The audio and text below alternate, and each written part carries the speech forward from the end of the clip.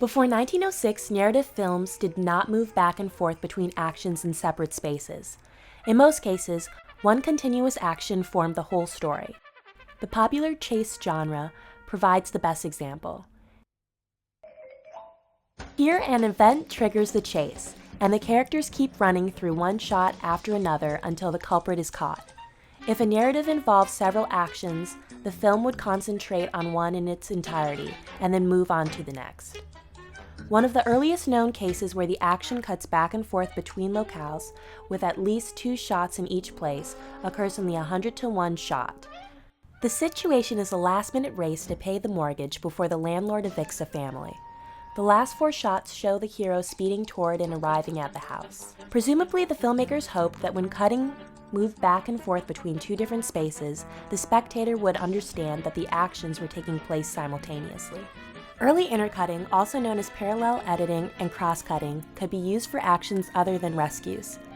French films, especially Pathés, were influential in developing this technique.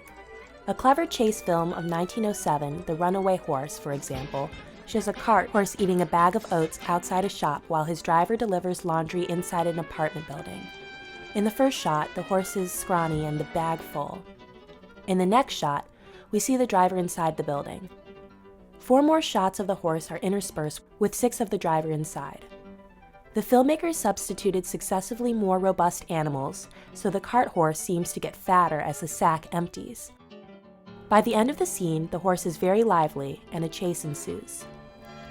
D.W. Griffith is the early director most often associated with the development of intercutting. After working as a minor stage and film actor, Griffith started making films at AM&B in 1908. He soon began using various techniques in extraordinarily original ways.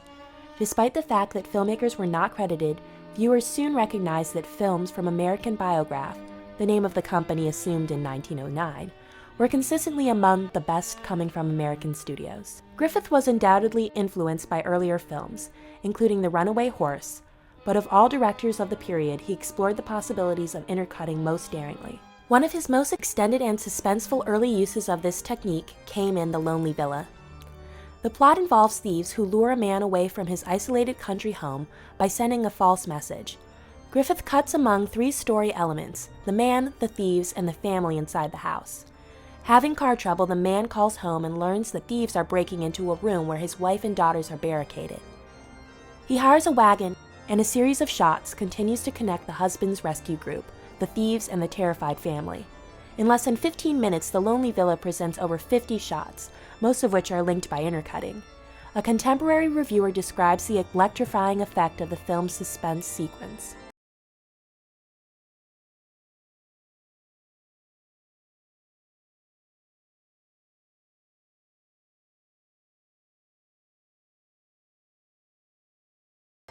Griffith experimented with intercutting, especially in rescue scenes, for several years. By 1912, intercutting was a common technique in American films.